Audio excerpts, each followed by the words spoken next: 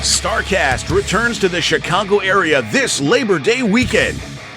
Tickets for StarCast 6 are now on sale at StarCast.com and include AEW All-Out Ticket Bundle options. Join us at the Hyatt Regency Schaumburg starting Friday night, September 1st, for unique fan experiences with wrestling legends from yesterday and superstars from today. Follow StarCast events on Twitter for the latest updates about all things StarCast. StarCast 6 is brought to you in part by ProWrestlingCrate.com. Monthly mystery crates for die-hard wrestling fans. Plans start at $9.95 and are the perfect gift for any wrestling fan. Visit ProWrestlingCrate.com today.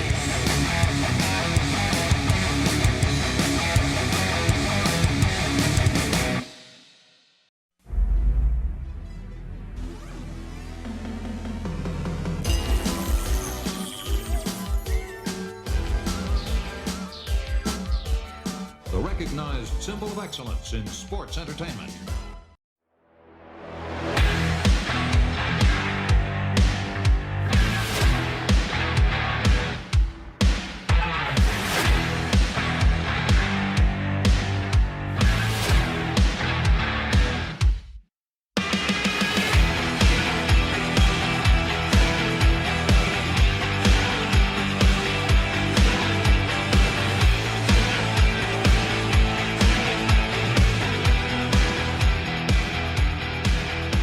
Hey, this is Kurt Angle, and welcome to the Kurt Angle Show.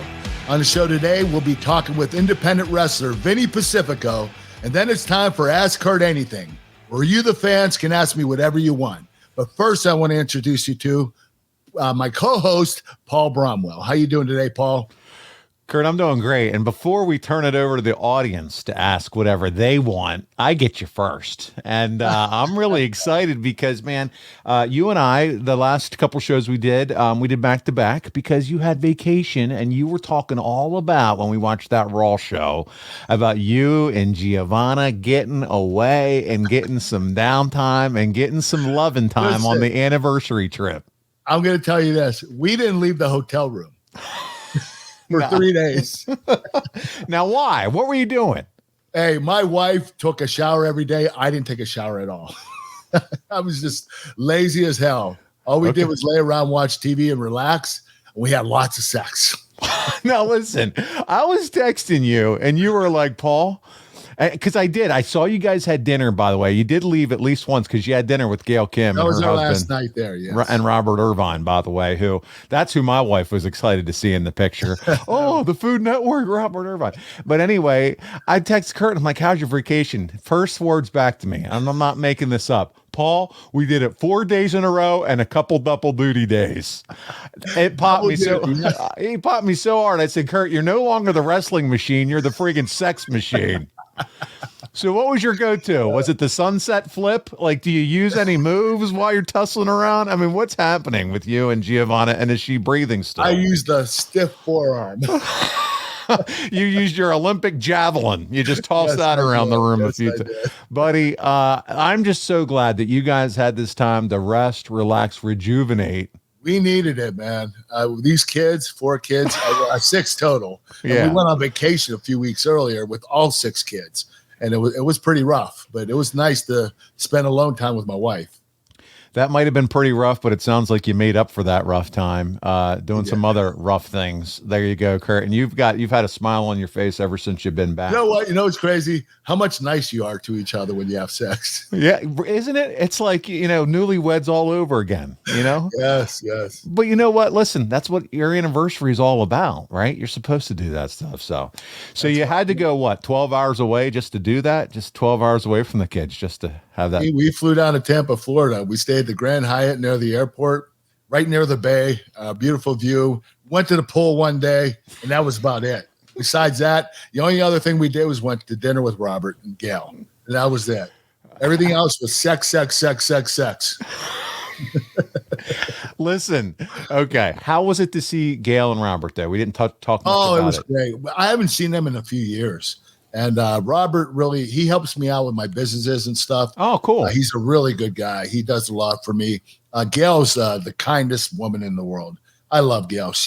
My wife absolutely adores her. So she's the one that actually set it up. Oh, cool. And, I was like, cool, we're going to see Robert and Gail. So my wife is really close to Gail. I've been able to meet her once at I think it was WrestleCade, just random, hey, jumping in the elevator, headed somewhere, and she was so nice, just nice to talk with. Nice so one. I can totally see that. So that's good. Listen, while you were doing your thing, I took a little weekend trip with my son and my best friend out to your city. That's right, Pittsburgh. Yeah. And got a couple Pirate games in, and in traditional fashion, they lost both games. And but man, we got out to Given to Fly. Okay, it's a restaurant out there. It's in the Federal Galley. And Kurt, the Federal Galley is one of these places. It's really good, dude. You can go in there. They have several different restaurant options. They have a bar and all this. But Given to Fly, I'm promoting it. I'm putting it the hell over. Owner Troy Beck. He is a big fan of yours and the Kurt Angle Show. Buddy, the chicken sandwiches, they're buffalo chicken dip waffle fries, home run. He's all in on Kurt Angle. Was like, we got to do something. We got to do a concept. I got to make it a cheat day, man. Yeah, next time I'm in town, we're going to go. But he also was like, hey, if you guys ever want to do a live Kurt Angle show right here in Pittsburgh, we're game. That would be fun. I would love to do that. How cool would that be? That'd be awesome, man. Yeah. So what I'm going to do is, I told him, I said, listen, because of how you took care of us, I'm going to talk about it on the show. If you go to Pittsburgh, check it out, Given to Fly. And I'm going to have our boy, Dominic DeAngelo, post on social media on the Kurt Angle Show. I'm going to have Kurt retweet some pictures I took while I was there of some of this food, because I'm not making it up. It was top notch. And Troy knows how to treat the customers, and they know how to take care of the people. Their staff were excellent. And so you got to check it out if you're ever in Pittsburgh. It is Kurt Angle Show approved, and you never know when you might see the Kurt Angle Show pop up one of these days at Given to Fly. How's that sound? At any given restaurant, yes. Oh, at any given restaurant. And so, yeah, there you go. So, Kurt, with all that fun stuff out of the way, we're about 5 or so minutes in, and you said at the top of the show, we have a guest this week to kick us off before we jump in to Ask Kurt. And it's none other than independent wrestler Vinny Pacifico, who is now joining the live stream. He is an independent wrestler, and Kurt, he is a massive Kurt Angle fan. Vinny, I want to welcome you to the Kurt Angle Show, man. Thank you for having me. Very appreciative. Thank you very much. Welcome to the Kurt Angle Show, Vinny. Hell yeah. What we want to do with this, Vinny, is we're going to start doing this more often. We want to give independent wrestlers some exposure because they don't get a lot of exposure. At the beginning of their careers, it's really tough for them. And what we're trying to do is let people know who you are. And, that's right. And, if you end up coming to their town, they'll go see you wrestle. They'll know who you are. So the whole reason for this is to help you guys out. Yeah, man. Thank you very much. Very appreciative. Thank you. And I think this is really cool because, Vinny, we're just going to kick it off. Your favorite wrestler of all time is who? Kurt. Kurt Angle. Dude, I follow you on social media and Twitter. I've seen your movesets. I've seen the clips that you've done. So let's talk about your background first. When did you become a wrestling fan? And talk about how you kind of fell in love with Kurt. So I became a fan watching SmackDown versus Raw 2007. Just seeing now I was so mesmerized by the Boogeyman and just the Rey Mysterio with the masks and stuff, and then I started watching like other stuff as well. My John Cena and Kurt Angle, that was one of the first matches I seen in full. Cena's first match on SmackDown. So that's where I became like a fan of the in-ring. I really enjoyed everything going on, but at first, what caught my eye in wrestling was the characters. Boogeyman, Yes. the Warrior, those type of guys. Then I fell in love with the pro wrestling aspect of it, and that's something that had to suck you in. Yeah. And that's where Kurt Angle really. It's very hard as a wrestler and as a fan to not be impressed with Kurt's work. So that's how it started for me.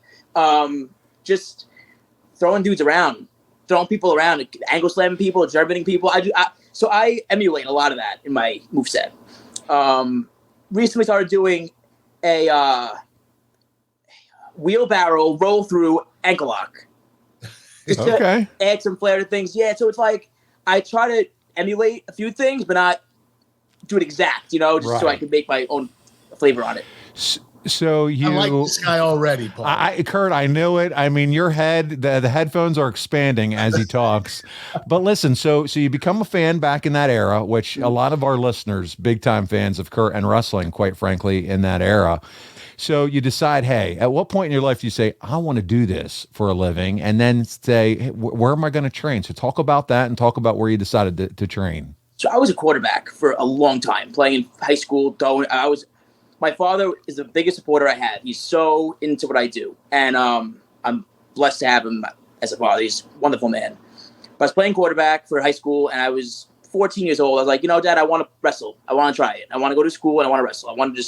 I love football, but I'm just not having fun anymore. I just want to try wrestling. So started training. I went to a meet and greet with Bryan Danielson. I said, I'm a big fan, but I want to wrestle. I was 14, and this is in New York City. And he's like, chase your dream, do it. And I was like, right from there, I'm gonna try. Started training. The Ring of Honor dojo is where I got my best. That's awesome. Yeah. Cheeseburger, Delirious, Brett Titus, Jonathan Gresham. These were guys who really helped me learn the basics, the fundamentals, the promo work, and from there, it was just going up. Very lucky to learn from these people. They were incredible. Only an hour away, so I had an easy commute there. And yeah, it was just really, really cool how it started out. And very lucky to learn from these people who were just been through it all, every situation possible. They've been through it, so they could teach it just as well. So a few things. You said an hour away. So where are you? Are you in the New York City area? I'm in Staten Island. Okay. Yeah. And you said Jonathan Gresham. Now, he's one that we've had on this show before. So talk about maybe his influence in your training. He is incredible. The technical stuff, hands down, I love wrestling with him. I actually did a few of his Octopus University YouTube videos where he would do that. I did a few of those. Those were really cool. Just really cool to learn from him. Really cool to get the chance to learn my grappling and chaining from Cheeseburger as well as Gresham, because there's not many people anymore that are that good at chaining and technical wrestling and mat work like them. So it was just really best of both worlds. It was learning character work, and as well as I love my favorite, mat wrestling, technical wrestling, and holds and locks and stuff like that. So I was very fortunate to learn from them those really fundamentals. Well, Vinny, let me ask you, how many matches have you had so far? Do you even know, or has it been so many? It's a lot. I'm been fortunate to have a lot of matches. Probably over, I would say 300-400, maybe 500. Oh, wow. You got I started at 16, and I'm 8 years in. Okay. So you've been doing this so talk about some of your favorite matches that you've been able to participate in. You have some that, some of our fans may be familiar with too. I wrestled Rocky Romero. I gotta say that's one of the favorite matches I've ever had. He's incredible. Matt Sydal, EC3, Brett Titus is another one who I love wrestling. Gangrel was someone who really has a big impact on my career early on too, and wrestling him was so cool because when I was really young, starting out, he always had my back, always looking over me and always giving me really good advice backstage. And then wrestling him was one of the first people I wrestled who was a really veteran, and I learned so much from him. Gangrel is I say this, if you're on a show with Gangrel, pick his brain. Very giving, very smart, and just always willing to give his knowledge. And I love sharing my room with him. He's a good dude too, man. I knew Gangrel when I started. He was with the Brood, obviously. Mm-hmm. They had a huge impact. It was the coolest faction I've ever seen. As far as being cool, they were vampires. Mm-hmm. It's pretty cool. Yeah. So you're touching a lot of guys with a lot of great knowledge, a lot of great experience. You've had some great matches. I mean, EC3, Kurt, he's worked with him. Mm-hmm. Talk about some of your favorite. Do you have some favorite Kurt Angle matches or anything comes to mind? Kurt has a big smile on his face, but would love to hear what are some matches that made a big impression on you? Kurt, Rey Mysterio. How do I not say that one? Oh yeah, SummerSlam, I think. Yes, yeah. I actually watched it the other day when the chase and the 609 and they go. Yeah, it's so good. Kurt and Cena, every one of those. No Mercy. That actually, funny story. My mom brought me to Blockbuster when I was like 9 or 10. And remember Blockbuster? Yeah. I miss Blockbuster. So do I. And she bought me No Mercy. I forgot what year it was, but it was Kurt versus Cena. I think it was 2003. Yeah. Yeah. And it was just, that one was such a good match. That was so good. There's a lot of them. There's a lot of them up there. With Kurt and EC3 was also like, EC3 had a very big impact on my career. He's helped me go from just who I was to where I am now. And I owe a lot to him. Very smart. So yes, you know what? He was a great learner. I was in TNA when I wrestled him, and he was like a sponge. He absorbed everything, and he listened. He wasn't ignorant. He was really respectful, and he was easy to teach. And we had some great matches together. He's incredible. So talk about, what does your upcoming schedule look like? And maybe share, where can people check out a little bit more of Vinny Pacifico? Pro Wrestling Magic. I'm wrestling Bobby Fish in September. Okay. I'm wrestling Alex Shelley for the Impact title in September at FWE in North Carolina. I may be doing something with New Japan soon. Good. Look at you, man. That's awesome. I had a lot of fun there. The fans are incredible, and the wrestling, it's a little stiffer than here, but it works, and the fans absolutely love it. I love it. I love gritty wrestling. It's just what I love it. And we can feel your energy, man. Like I'm glad that I'm doing this through a computer, because I feel like you'd lock me up right now in something. Like, yeah. But you know what? You're naming guys, Bobby Fish, Alex Shelley, you said, right? Mm-hmm. Some of these guys that you're taking on, and these are all right in Kurt's wheelhouse, guys that you've worked with before, or know from your career. Alex is a son of a gun, yeah. Hell yeah. But dude, you're going to be one to watch. You're going to be fun to watch. And I would tell the folks, listeners of the Kurt Angle Show, if you're not following Vinny Pacifico, follow now, get in on him now while you can. How can they follow you on social media and keep an eye on what you got going on, dude? Twitter is Vinny Pacifico 1, and Instagram is Vinny Pacifico, and Facebook, just straight Vinny Pacifico. I keep it simple. Yeah. IWTV is where a lot of my wrestling is. Okay. So definitely tune into IWTV. Type in Vinny Pacifico on there. You can see a bunch of my matches, and YouTube, of course. And just, I'm very grateful for everything that's happening, and I'm really stoked for what's coming. So grateful. Not only that, you told me that you picked up you got an energy drink partner, don't you? Yeah. So I was with Bang Energy, which was a major sponsorship that I got in February. So my whole wrestling thing is I involve energy drinks in my repertoire because I love energy drinks. Why not? Who doesn't? I won't show who mine is to give advertising, but I got an energy drink right now. Now you're specifically with Bang, then, right? Not anymore. No. So yes, I was with Bang. Sadly, due to a public lawsuit, that has come to an end. So when that happened, trying not to give too much information because I don't know if I'm. Oh, okay. I didn't know if you could. No, it's fine. It's fine. It's fine. I don't know what I can say, can't say, but I have signed a new deal with an even bigger with G Fuel. They are very, very big in the energy drink space, and they're also very big with the anime, cartoon, and video game space, which I'm kind of familiar with. But okay, I have a passion for energy drinks, and anything that I could intertwine with pro wrestling is just beautiful for me. And for me to be able to be fortunate enough to land a sponsorship as big as Bang in February, and then one with G Fuel is this week, that's crazy to me how it happened. They literally just called me on the phone. That's amazing. That's a big deal, Vinny. That's really good. Thank you very much. Congratulations. I'm very fortunate. Thank you. And man, dude, I'm so happy for you, and I know how excited that you were to be on this show with Kurt, having been such a fan of his growing up. And not only that, you're doing some of his moves and things like that, and it's just been a pleasure just to get to know you more through this interaction. Kurt, do you have anything for Vinny before we start to wrap up this part of the show and transition to ask you anything? All I'm going to say is I'm going to be looking out for you, Vinny. Sounds great. If you make it, you do this, WWE, AEW, I'll be following you, my friend. I'll be your biggest fan. And Thank keep you very using much, the Kurt Angle moves. Yeah. Hey, keep us posted too. You know, you and I are going to stay in contact as we have through DM, and because I want to see you. I want to come see you, especially if you're somewhere where I'm going to be, and I want to come watch you wrestle live. And so, yeah, man, I'm excited to see what you do with your career. You definitely have the passion, the energy. You've been wrestling since you were 16.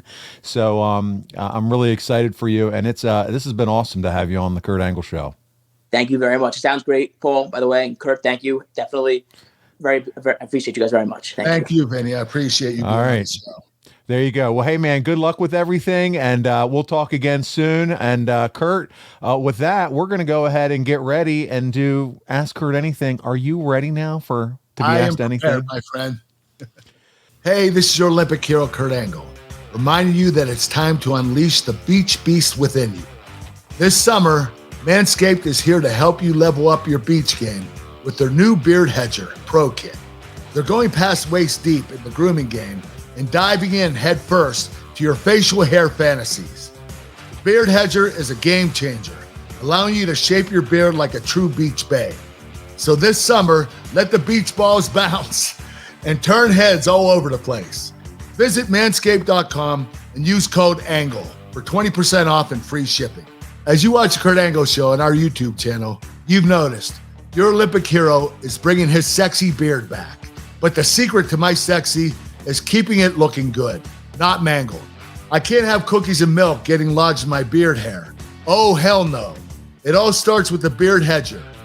This cordless trimmer has a rotary wheel that gives you 20 hair cutting lengths, all with one guard.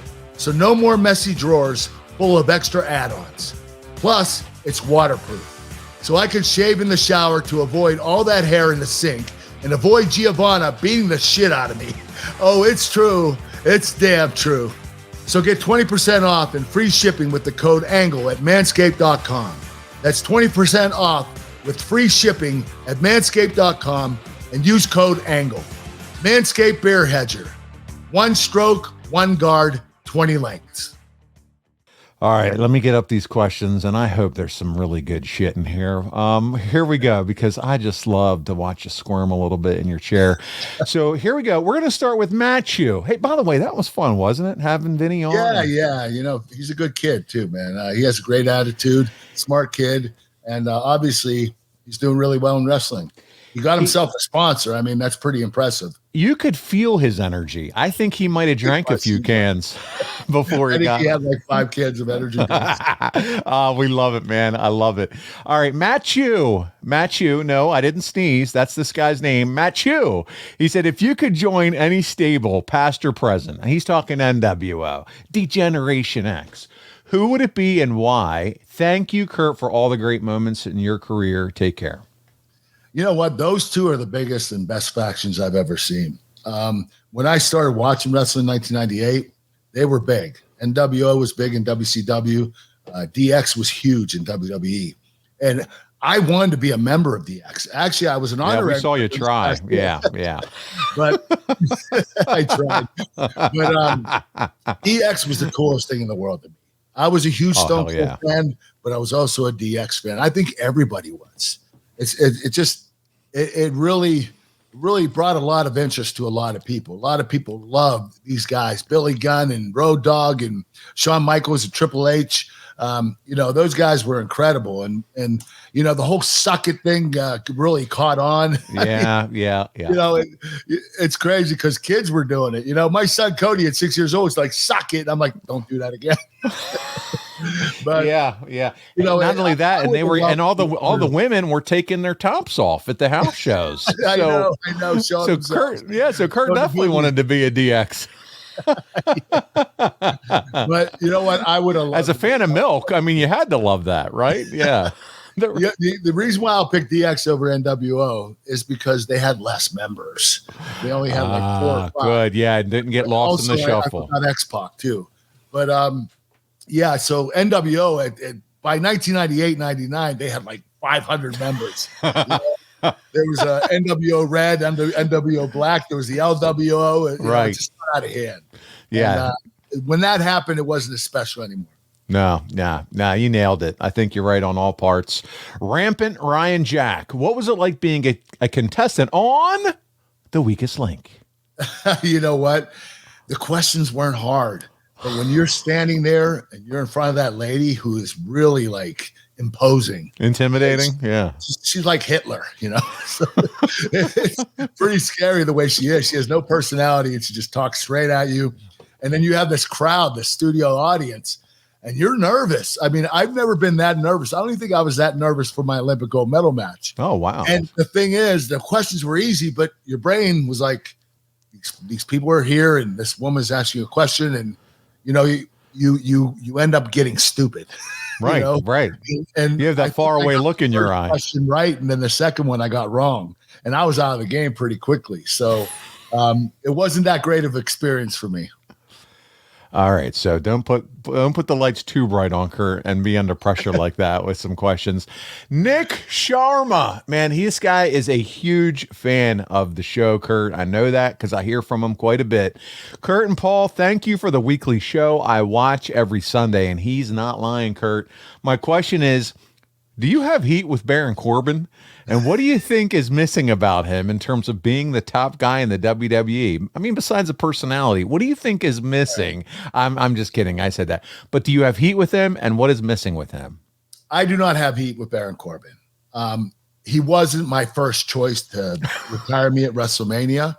I made that very well known, but I didn't mind having him there. I didn't mind wrestling him for it. The problem with Baron is, right after he beat me, they pushed him really hard. He won King of the Ring, became King Baron or King Corbin or whatever it was. Yeah, you got it. And then they changed it to Happy Corbin. I don't know what the hell they were thinking.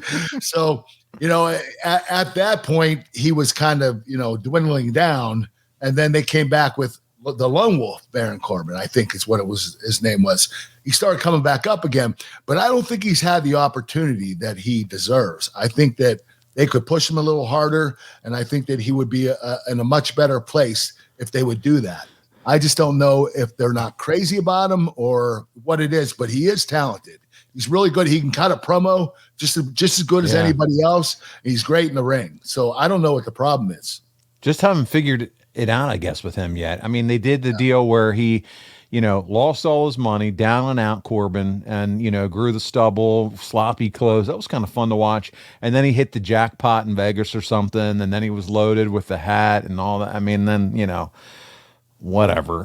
Hopefully it all comes around for him, to your point, right, Kurt? Hopefully he's talented enough to make it to the main event level and stay there. Kurt, our next question comes from someone you might be familiar with. I'll throw out the name Derek Sabato. Does that ring a bell? Oh, he sounds familiar. I think he writes for somebody. I think he helps. He's the research guy for the Kurt Angle show. He also works a lot with the Wrestling Observer. So this is going to be a fun question. Do you think all this discourse about Kenny Omega having a bunch of 5-star matches while you never have been given one by Dave Meltzer really means anything? There's a lot of discourse about this on the internet and social media. Derek, and it's son of a bitch. Yeah, Derek wants to hear Kurt. You know what? I like Dave Meltzer. I'm not going to lie to you. I think he's really good at what he does. But these 5-star matches that he's given to Kenny Omega, hey, Kenny's a talented individual. He is really good. And I don't doubt that he had 5-star matches. But you got to like other people. I mean, you know, Kurt Angle ain't so bad. You know, I can't believe, honestly, I cannot believe he didn't give me one 5-star. I couldn't either when I saw that. That is a little tormenting. But kind of I do like Meltzer. I think he's really good at what he does. I just think that there are certain people he likes and certain people he doesn't like. And he's always going to favor the people that he likes. He's going to give higher ratings to them. And I think if he was just fair, you would see other wrestlers with more 5-star ratings. Do you think that there should be a lot of discourse though about it? And I think that's like, do you think people should be fighting about it online? No, you know what? That's his opinion. Right. But the thing is, but people read his opinion like he wrote the Bible. He carries a lot of weight. He does. You're right. But people respect his decisions and what he says. So with that comes responsibility, though. And I think that's what you need to do. He needs to be more responsible about giving the people maybe that he doesn't like a 5-star rating when they deserve it. And that's my honest opinion. You make a valid point when you say that's his role. That's what he does. He has been and become kind of like the voice of wrestling publication and dirt sheet writers and all that. So you do carry that responsibility. Have you met Dave Meltzer before, Kurt? No, I have not. Unfortunately, I have not met him. I would love to meet the guy. I think he carries a lot of weight in wrestling, and I wouldn't mind, sitting down with him and talking to him.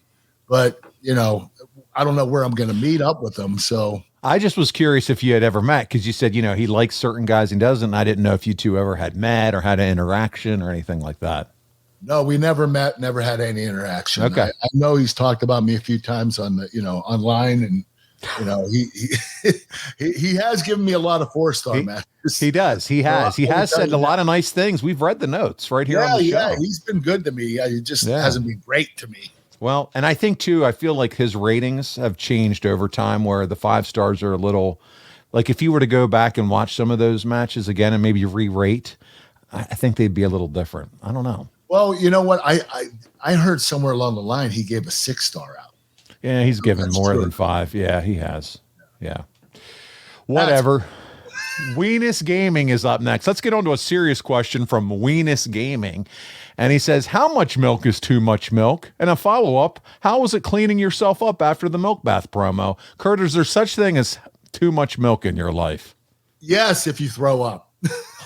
Have you ever thrown up? You had too much? Have you ever? Nope. I drank 3 gallons at one time. I didn't throw up. Dude, that's disgusting. 3 gallons of milk at one sitting. Yeah, I got diarrhea from it. Of course you did. Too much lactose. Who drinks that much milk? And what was the purpose? Did you lose a bet?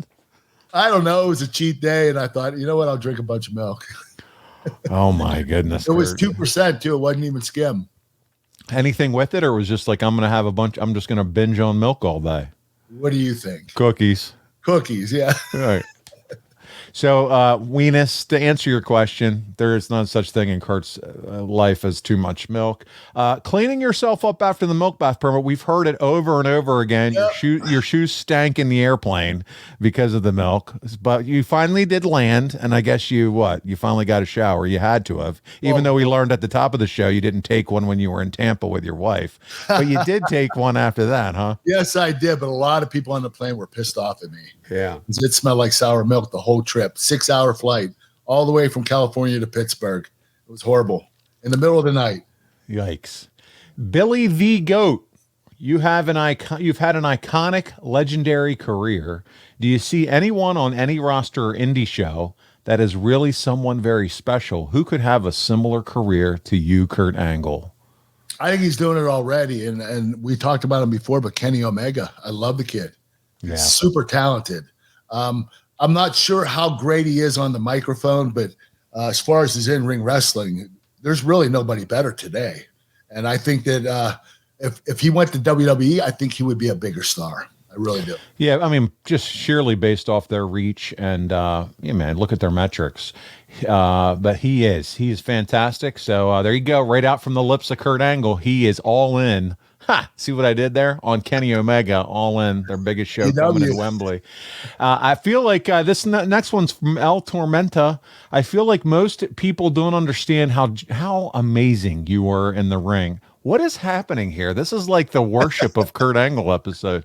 Whether it was in TNA. It's me. I'm asking all the questions, Paul. I know. I think you wrote these. Did you resend these back to me as you rewrote them? Yes, I have fake names. Yep. Yeah. This is El Tormenta Angle. I feel like most people don't understand how amazing you were in the ring, whether it was in TNA or the WWE. You never disappointed. I'm literally not making this shit up, guys. I just want to know what your workout routine was. You know what? I was really keen on conditioning. I did lift. I lifted every day. Did body parts, chest and back one day, shoulders and arms the next day, legs the next day. Worked out like a bodybuilder, but my conditioning was impeccable. I would literally run 5 miles where I would sprint for 30 seconds and jog for 30 seconds. And I would do hill sprints, stuff that gave my conditioning, made it above and beyond any other wrestler. That's why I was so well conditioned in the ring and I never got tired. I got tired one time in a match, and it was probably because I was so run down from working so much. It was against Stone Cold Steve Austin. He always leaves me a message and says, "Remember Fresno." Yeah. Because it was the only time I ever blew up that I got tired in a match. But I never got tired. I was always in great shape, and I always prepared myself to be. Which is why you're still able to perform those 2-a-days we talked about earlier. Quick question. You said, I'm sorry, you said you ran 5 miles and you would do 30-second sprints and 30-second jogs. You would do that for 5 straight miles. Oh, yeah. I would do 10 miles when I trained for the Olympics. Oh, wow. Yeah. With that interval style. I would do 2,100-yard steep hill sprints with a partner on my back, where I'd run up 100 yards, run back down, and he'd jump on my back again. We'd run back up, run back down, jump on my back, run back up. I did it 20 times. That was just a little part of my training, but my conditioning was always good. You know what? I took advice from a wrestling coach from Iowa. His name's Jim Miller. I think I showed you this book, Do It Anyway. Oh, okay. No. All right. He says to his guys, doesn't matter, do it anyway. In other words, doesn't matter if you don't feel like doing it, do it anyway. And this book is the coolest book in the world. People have to read this because this will make you a better athlete, a better person, a better businessman. This book is incredible. I've been reading it. This is my 3rd time reading it. I love it. Do It Anyway, and you said it's written by Jim Miller? Jim Miller, yes. Okay. He coached in Iowa, Wartburg College, and he had like I think 11 NCAA championships. Yeah, so I love it, man, because there's some guys, and listen, we have one of the guys that listens to us, Josh Henney. His son is a huge. He's into wrestling, and he's doing a great job, and he's always asked for advice from Kurt and this and that.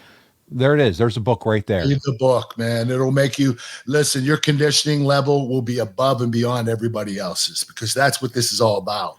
It's about getting tired, getting yourself exhausted, and continuing through your exhaustion to make sure your brain, your body are working together and say, I'm tired, but I'm okay. And when you do that, because a lot of wrestlers get afraid of being tired. Same with pro wrestlers. They're scared of getting tired. This takes the fear out of you.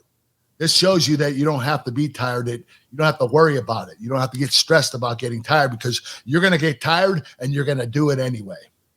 Just stay hydrated. That's the key. Yeah, we don't need anybody passing out. Well, Kurt Angle said on the show, do it anyway. And don't drink water. Oh, really? Don't drink water? Yeah. He told me not to drink water. He said drink milk, 3 gallons. I was diarrheaing up the hill. Oh, man. Madison, out of the several world championships, this comes to us from Madison, you won both in WWE and in TNA. Which one meant the most to you and why? The first one, because it was against The Rock, and it was my very first world title. That was the most special one because I literally did that within a year of when I started on TV. It was in my rookie year. Yeah. And a half a year later, I beat Stone Cold Steve Austin for the world championship. I beat the 2 biggest names in the business my first year and a half in the business. Oh, stud. It was crazy. Yeah. But if I had to compare them, because the first one was my very first title, that was the most special one. That's the one that I remember the most.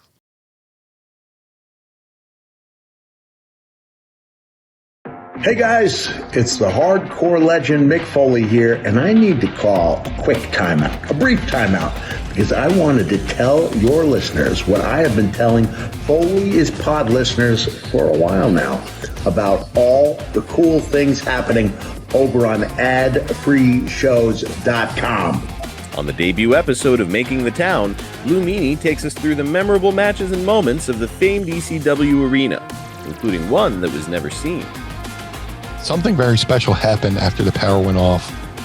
Paul Heyman went out into the ring and spoke to the crowd without a microphone. And the crowd just stayed quiet and listened. And he gave the most heartfelt thank you to that crowd that night. And the biggest shame of it is there's no footage of it because the power went out. On an all-new Tuesday with the Taskmaster, Kevin Sullivan talks about what some of the greatest factions of all time have in common.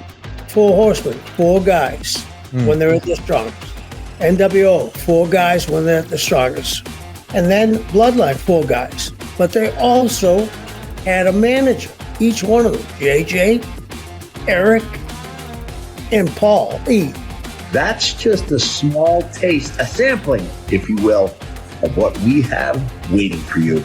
With 4 levels to choose from, see for yourself why ad-free shows is the best value in wrestling today. Sign up now at adfreeshows.com. It's classic. Walking back with the belt, tears. You're yeah, booger in my nose. I mean, they blacked it out. If you see reruns, you'll see this big old piece of white rice coming down your nose. Did you get to the back? I mean, are you still pretty emotional at that point once you get behind the scenes? What do you mean get behind the scenes? Once you get behind, backstage, should I say, after you win that title, are you pretty emotional after that? You know what? You feel really good. Okay. And it's an emotional high. I didn't cry or anything like I did. Okay. With the booger. Okay. Yeah. but it gives you a high. It makes you know that this company has the trust in you to make them make you their world champion. That's cool. That is so important. When you have that kind of trust, you're doing something right. All right, Brett Farmer's up next, Kurt. Would you rather work with Sergeant Slaughter and Iron Sheik in their heydays against them? Or as a face or as a heel with them against Hogan? Okay, them against Hogan. What does that mean? Would you rather those two? Or I'm going to read this slowly, and for those of you at home, I hope we can all understand this together. I'm reading it word for word. Would you rather work with Sergeant Slaughter and Iron Sheik in their heydays against them, a face, or as a heel with them against Hogan? All right, so I'm going to try to ask this question a little differently and see if I get it right for you, Brett. Let's start here. How would you like to work with Hogan in a tag team against Sergeant Slaughter and Iron Sheik? Would that be cool? Oh, that'd be awesome, man. Yeah. The problem is, Sergeant Slaughter, I mean, he's a former Marine and, he represented the United States. But I know he was a heel at times. And Iron Sheik was always a heel. I love that guy. I absolutely loved him. Let's eliminate Hogan from the conversation and ask it another way. If you could have challenged Sergeant Slaughter in his heyday, would you want to be the face or the heel against Sarge? I would love to be the heel. Okay. I would love to be the heel. Now, Iron Sheik, I would have loved to be the face. Yes. That's the difference between the two. Yes. Yeah, I think that's money. That's what he was trying to ask. Yeah, I think so, and it took me a minute. It just, and I apologize, Brett. I know, I knew we'd figure it out here on the Kurt Angle Show. Hooked on Phonics did work for me, but I would love to see you as the American Olympian versus the heel Iron Sheik. Money for days. USA versus Iran all over again. That's over what happened again in the Olympics. Yeah. But then you against Sarge, I think I prefer the baby face G.I. Joe Sarge against you. But now how would you play that heel role? Because he's Mr. USA and I don't see you being I would be anti-American. Would you really? I don't know if you remember, Vince made me anti-American. Oh, that's right. Put me up with Davari. Yes. Yeah, I was the anti-American hero. Yeah. Okay, there you go. He did everything with me. I know, man.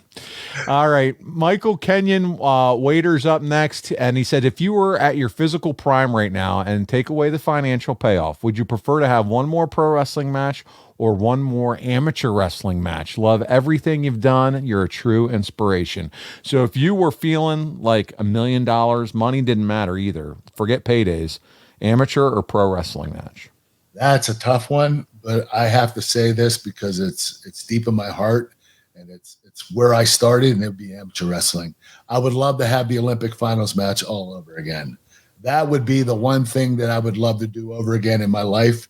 And, I love pro wrestling. Don't get me wrong. I do. And to main event WrestleMania, this is cool to hear. Awesome. But the Olympics is the biggest thing that I've ever accomplished. So just to go back and I'm sure you've sat back and reimagined that in your mind. Yeah, but I want to make sure the match is fixed so I win. You still have to have your storybook ending. Yeah. So it would be a pro wrestling booking for an amateur wrestling match. I love that answer. That's the best answer. Or Jadidi would do the job. Yeah, he would do the job. All right, great question, Michael. Thank you. Mr. Styles has a question. Hey, Kurt, what was your favorite place to go to outside the country for wrestling? Oh, that's a good question. Well, for amateur wrestling, I love going to Russia. I love the history there. The buildings were beautiful. The people are incredible. Now the leader of that company is an asshole, but their people are so giving and kind. I loved going there every time I did. I went there probably 7 times for amateur wrestling because that's where the best wrestlers in the world are. Sure. And, you have to go over there if you want to get better and better. But as far as pro wrestling, I would have to say the UK or Japan. Those fans are really passionate, very different fans. The UK was really rowdy. Japan fans were more well-composed and little more behaving, they would clap at a certain spot and they weren't screaming and going nuts. They were watching the match and studying the match. But the UK, those fans are so great. They're rowdy as heck. All right. Quentin's up next. What were you most nervous for? Your gold medal match or your first televised appearance? That's tough, man. But my gold medal match. And there was a lot of reasons why. I mean, it was the gold medal match. My neck was broken. The thing is, if I didn't win that gold medal match, I would have wrestled another 4 years because there was no way I was going to quit wrestling till I won the gold medal. So if I didn't win that match, I would have wrestled another 4 years. And I might not have ended up in the WWE. So that's my answer, and I'm sticking to it. Kurt, the next one, I want you to be as honest and transparent as you possibly can be. This is your show. Ryan, was there anyone you just hated working in the ring with? Oh, man. You know what? I've been fortunate. There's nobody that I hated working in the ring with. Doesn't mean I had bad matches. I didn't have bad matches. I did. I even had a bad match with Eddie Guerrero. So I can't think of anybody that I did not look forward to working. You saw their name on the card and were like, oh, man. No, nobody like that. I can't even think of anybody. Actually, I've always looked forward to everybody I work with, but I'm telling you, I had, a dozen bad matches that I was like, oh shit, man, this was horrible. And so nobody's perfect. Everybody has some good ones, has some bad ones, but I can't think of anybody that I worked with that I didn't like working with. In other words, I wrestled Eddie 100 times, but I had one bad match with him. So when you looked at the card and saw, oh, I'm going to take on Rikishi and I'm going to get a stink face tonight, you were like, oh, cool. I can't wait. Well, you know what? If you're talking about the stink face and stuff like that, of course I didn't want to work with him. Because I know he wouldn't have wiped his ass. There would be shit on his ass, and he would have gave him the stink face again. Oh man, and you would just been just enjoying some of that stank, right all up in that asshole. All right, I love it. All right, Stuart. He said, if you had your time over again, would you change anything? All right, this is a really, really difficult question because I don't regret going to TNA. I absolutely love TNA. I loved my 11 years there. I probably would have stayed if the money didn't run out, but I knew it was my time to go back to WWE, and I wanted to finish my career where I started. But when I go back, the one thing I would love to change is I wish I didn't get injured so much, because that's what caused my painkiller problem. And then my painkiller problem caused me to leave the WWE, because I felt like if I wasn't going to leave, I was going to end up doing something pretty bad, which was overdose on painkillers. So I thought it was right for me to leave. But if I wouldn't have left the WWE and I would have wrestled there 20 straight years, I really believe to this day I'd be the greatest of all time. And that's not me blowing smoke. I'm just being honest. I really think I would be considered the greatest of all time if I would have stuck with WWE for 20 years. All right, I'm done pausing because I wanted to give our social media the ability to clip this out for social, because this will go viral. 20 years, I would have been the greatest of all time. And I don't want my mouth saying any fucking thing in the clip. I just want to be shut up and let you do your thing. But Kurt, listen, you got it. You what you said is right, though. If you would have taken some time and let your body heal or whatever, instead of, I got to keep going, you could have extended yourself. Maybe not had that, not done the pain pills. And like you said, 20 years, can you imagine? We only got a small snippet of you in WWE at your peak. 6.5 years, that was it. Yeah. And I went to TNA for 11. Right. So if you're there for 17 and a half years in that global company, and yeah, maybe had some more time off to rest or heal from surgeries and things, not doing, backward moonsaults off of cages, maybe adapt your style a little bit. What could have been Kurt Angle? And you know what? That's it. What could have been? You can't. Yeah, I know. That's life now. What happened? It is what it is. But we get to do this because this is your show, and we can just play armchair quarterback. So that's what we're doing here. You know? How about I'm the greatest of all time anyway?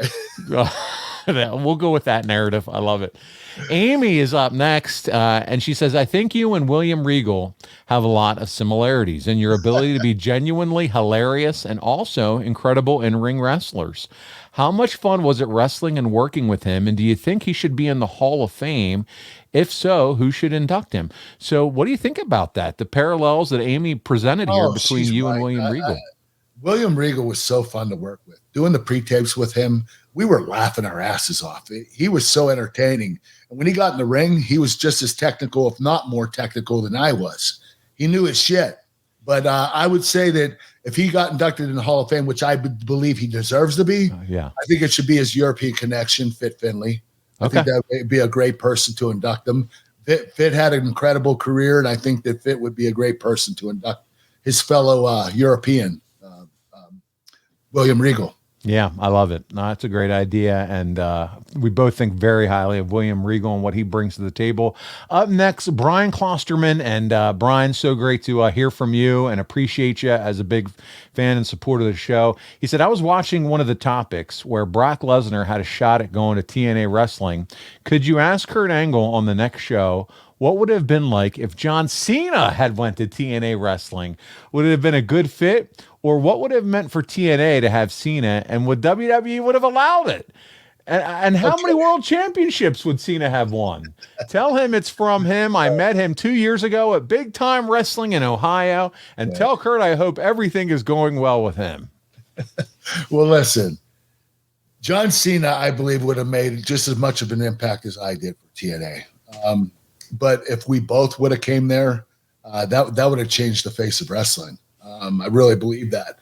I honestly believe that John Cena coming to TNA would have probably changed the face. I think that he was such a big name that he'd have a huge impact immediately. Like I did. I don't know if he'd have more of an impact. Maybe, maybe not. But John Cena was really talented, and what he's done in WWE is unparalleled. So having him come to TNA, first of all, WWE, if WWE released him or if John Cena's contract expired, WWE has no rights to say, hey, you're not allowed to do that. I mean, if John Cena wanted to go to TNA, he would go to TNA. But the question is, would John Cena do that? That's the question. I feel like TNA would need to have access to Conrad Thompson's bank account in order to make that happen. Kurt Angle and I'm just having fun. But I mean, really, you two guys at the same time? Are you kidding me? Dixie I've been a lot of money to give and up. Panda Energy. I think they would need somebody else kicking in to make all this happen. John would have changed it though. I think he really changed the game. He would have been the game changer. All right. Mad Dad's up next. He said, love the Impact theme song by Trademark. I'm a huge fan of his and yours, of course, Kurt. I'm aware of his struggles and rebuild. What's your relationship with him currently? Well, I haven't talked to him in 20 years. And I didn't know about his struggles. I didn't know what was going on with him. But I love the song he made for me. I mean, I told him, listen, make me a cool song. I'm going to give you a theme song to cheat off of. And that's Lunatic Fringe from Vision Quest, the wrestling movie. And he made it really cool. I mean, this song had the Lunatic Fringe theme to it, and his rapping was impeccable. All the stuff he put in there, I didn't tell him to do any of it. He nailed this promo. I mean, when he sang this song and recorded it, it was like, holy shit. The game is on for me, man. Yeah, sold. To take names with this song. Yeah. So awesome. he was really talented. There you go. All right, there you go, Mad Dad. Mr. Furley, I'm going to ring it out for you. Oh, that's right, Edward. He says, at the end of the Shane McMahon street fight at the King of the Ring 2001, why did you stand on a board to ankle slam him off the top rope, and whose idea was it? And thanks for getting my question. Okay. All right, this fan is either curious or just an asshole.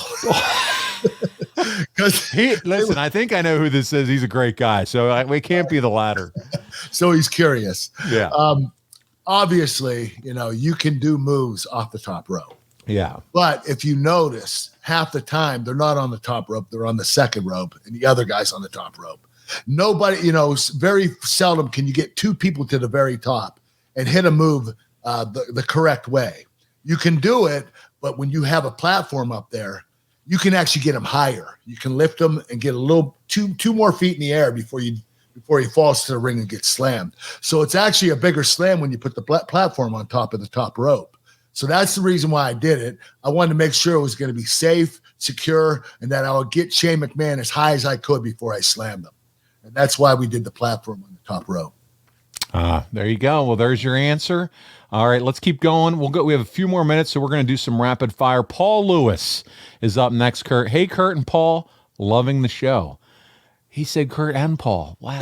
Whoa. Thanks, Paul Lewis. You're like my new favorite. I'm kidding. Kurt, you're in great shape. Just wondering how much body fat you have. Not much, I expect, thanks to chicken snacks. Kurt, what's your body fat sitting at these days? I went to my doctor a couple of months ago. I don't think it's this right now, but back then I was really lean, 9%. So I wasn't too lean, but I was pretty lean. Right now I'm probably about a 10 or 11. Oh, what a rough life, Kurt. I don't even know. I don't even know what that looks like. Hey, my body fat before I got my knee replacements was probably 15, 16, 17. What's your highest body fat? Was that your highest? Was that your highest? Yeah. Well, oh gosh, I would say in high school, I got myself up to 260. I was probably 25% body fat. Wow, in high school. I was a little chunky. Yeah, a little chubby angle in high school. All I did was try to gain weight for football. Okay. And all my friends were like, "Listen, you're gonna get slow," and I'm like, I'm just gonna gain weight, get as big as I can. So the first day of practice, they had us doing 40s. I ran a 5.4. The coach is like, "You're gonna lose 30 pounds." So they had me lose 30 pounds, and afterward, I ended up running a 4.7. And what was your meal of choice? 5.4. What was your meal of choice to get to 260 back in those days? Do you remember what your go-to was? Oh, I would mix peanut butter with oatmeal. And, so it wasn't like double cheeseburgers or anything powder. fun. No, you know what? I would have 3 Big Macs at McDonald's and two sets of fries. So I was eating probably 10,000 calories a day. Wow. I was doing whatever I could to gain weight. I didn't care if I got fat or not. The Kurt Angle diet: 3 Big Macs and 2 sets of fries, according to Kurt Angle. That's right, and not even a Diet Coke. Okay, no. First of all, why does anybody who orders a Big Mac order a Diet Coke? It's a balanced diet, Kurt. It's a balance. That's what it is. Ed, I love this. Ed Minger's up next. You're kind of a bridge between the calling it in the ring era to not so much. Was there a time or opponent where you got comfortable calling it out there? I don't mean early on when you were following, but later on when you would be leading or heavily contributing to calls. Well, when I started out, there were a few wrestlers that would call it in the ring to me, and it made it easier on me because I didn't have to remember anything. And that was Triple H, Stone Cold, and Undertaker. But once I got better and more experience, and I started leading matches, I got really comfortable working with Benoit and Eddie Guerrero. And we had a few matches where we would do house shows where we call everything in the ring. It was a lot of fun. It was challenging. Listen, hardly anybody calls it in the ring anymore. I mean, if anything, they'll call the heat. Just what you're doing during the heat when the heel is beating down the babyface. And everything else is planned. But we would literally do the whole match, call it out there. Eddie Guerrero and Chris Benoit and myself. We did that a few different times each. All right. Thomas Ray Ellenberg. I'm going to try to get 4 or 5 more in here quick. During 2016, you had a retirement run with Impact, and on the Indies, there was some very special matches. You and I watched them together, like the ones with Drew and Cody. But which one was your favorite of that run? You know what? I really loved, I had 3 sets of matches with Cody. Yeah. I beat him in the United States, then over in Europe, he beat me, and then we had a cage match in the United States. And this cage match was awesome. It was for NEW Wrestling. And the reason I put Cody over is because I was on my way out and he's on his way up. So I thought it was proper to have him win the rubber match and get the edge over me. And it was really cool because he was really grateful that I did that for him. But I really enjoyed my matches with Cody Rhodes. He's very talented. Yeah, and now he's going to be taking on Brock Lesnar at SummerSlam. So if he doesn't get his arm broken. Again, yeah. Magnificent Matt, do you think it would have worked if it was you instead of Austin who turned on Team WWF at Invasion and became the leader of the alliance? Yeah, it would have been easier. You know how hard it was to get Stone Cold to be a heel? I mean, not for him to do it, but the fans. To accept him as a heel. Sure. Fans loved him. He was entertaining as a heel or a babyface. So it was really difficult to have Stone Cold Steve Austin in that position. If I were in that position, the fans would have hated me right away. And I think it would have been more impactful. All right, Kurt, we're going to keep it moving, and I'll do 3 more. Kurt, if from Reese, our buddy Reese, if there was one pay-per-view match that you could change, what would it be? It doesn't have to be one of your matches. Oh. You know what? Undertaker versus Brock Lesnar. And you know why? Because you want Undertaker to keep the streak. He should have kept the streak. His legacy should have been undefeated at WrestleMania. He should have been 32-0. I honestly believe that Undertaker's legacy should have been that. He deserved that. All right, Keegan. Keegan is up next. He said, our intensity and believability inside the ring today, both taking a back seat. In your opinion, Keegan, friend of the show. I know you know exactly who I'm talking about here. Big time follower. He's training to be a wrestler, Kurt.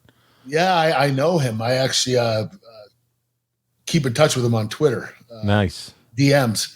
I would say the intensity is still pretty good. I think they're pretty intense. But what was the other one? Intensity and then believability. Believability. The problem with believability is I think the guys today do a little too many stunts and they're not into psychology. To make it believable, you have to have incredible psychology. You have to make the fans believe in the match.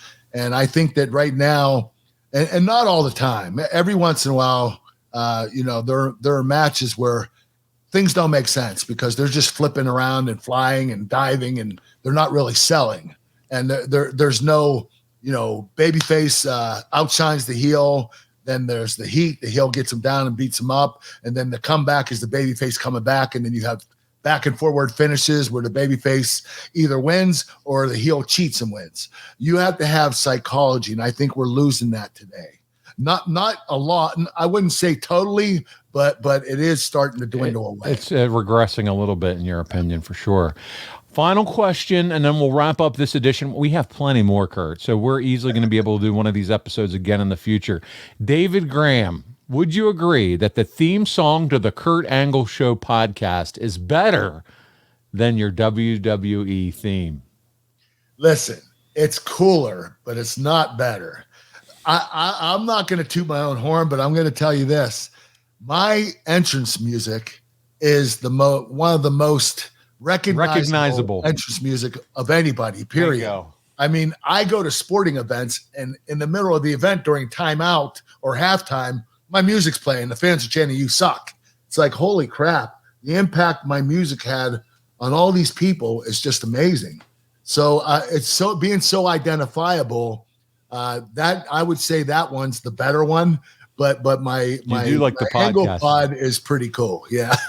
Yeah, I'll never forget when we kind of changed that up. I was doing shows with you, and I'm like, Kurt, the Kurt Angle Show, it's got to go. We got to get something badass. And I played it for you and Giovanna, remember? Yes, you did. All right. And we loved it, yeah. Very cool. All right, listen, buddy, next week, we're going to start SummerSlam coverage for the next few weeks. We're going to start with SummerSlam 2003. You're the WWE champion and a special guest referee for a steel cage match between Brock Lesnar and Vince McMahon in the build-up to SummerSlam, but you double-cross him, and I can't wait to talk about it. And in the WrestleMania rematch, you're going to take on now the Beast at his third SummerSlam Classic, so we'll have fun with that. Kurt, by the way, we're probably going to start asking you this a little bit more often. Do you have any upcoming appearances that you can tell the fans about where they can meet Kurt Angle anytime soon? All right, I don't know I can't remember who's doing it, but I have an appearance on August 4th in Binghamton, New York. Okay. You might be able to look online. Yeah, they can look it up for sure. I'm also doing The Gathering on August 6th in Charlotte, North Carolina. Yes, with T-Mark Productions. I got those 2 appearances coming up here soon. All right, there you go. Check it out. I do know the one in Charlotte with T-Mark Productions, so be there. Arn Anderson's going to be there. Lots of other wrestlers. It's a huge show. And I know Kurt is the biggest picture on their poster, right dead center. So take that out. Right in the middle. Guys, check out all Kurt's past top Impact moments right now on impactwrestling.com/packages and sign up with code Kurt. We would appreciate it. And if your business targets 25 to 54-year-old men, no better place than right here on the Kurt Angle Show. Go to advertisewithangle.com right now and sign up. We'd love to put you over. We'd love to talk about your business. So take advantage of it right here. Advertise with Angle, and we'll talk about your product or service right here on the Kurt Angle Show. Also, don't forget about ad-free shows. You can go over there. Kurt and I are about to jump on a live Zoom with some of our top guys and do a live Q&A session right there with them face-to-face. They're going to see Kurt in all his beautiful beard glory face-to-face and get to know them and answer their questions. And you can do that if you sign up at the right tier level over at Ad-Free Shows and enjoy a dozen of your favorite podcasts on the network. You get the first week completely free, by the way, so check it out now, adfreeshows.com. Follow The Angle Pod at The Angle Pod on Instagram. And you can also follow us on Twitter and all social media. YouTube's the key. Guys, watch us on YouTube, youtube.com/The Angle Pod. Turn on those likes, subscribe, turn on the notifications, like us. The algorithms do all the work for you in the background and help our show out. Kurt, talk about them chicken snacks over at physicallyfit.com, my friend. We got Physically Fit Nutrition chicken snacks. One's chicken protein, one's organic plant protein. We also have whey protein coming out. There are 11 different flavors. They're all delicious. Go to physicallyfit.com to order yours. Use AnglePod as your code, and you'll get 20% off. Or go on the website and sign up as a member for life and get 20% off the rest of your life. So these are really good. You're going to love them. There's Kung Po, Sriracha, Buffalo. There's cinnamon swirl, honey mustard. The flavors are unbelievable. You're going to absolutely love them, and they're healthier, high protein and low carbohydrate. Also, check out KurtAngleBrand.com for all things Kurt Angle. That's where you're going to get your T-shirt. That's where you're going to get your gift. You can find cards over there for your birthdays. Also, if you want cameo videos, milk hats, milk cartons, cowboy hats, milk cartons, whatever you want over there, right, Kurt? The whole ball of wax, Paul. You nailed it. He knows it. He's got the line, the whole ball of wax, KurtAngleBrand.com. Listen, we've had an absolute blast. We're going to do Ask Kurt Anything again soon, but we thank you all for participating this week. And on behalf of your Olympic hero, Kurt Angle, this is Paul Bromwell, and we'll see you right back here. Also, and on behalf of Vinny Pacifico, this is Paul Bromwell, and we'll see you right back here next week on The Kurt Angle Show.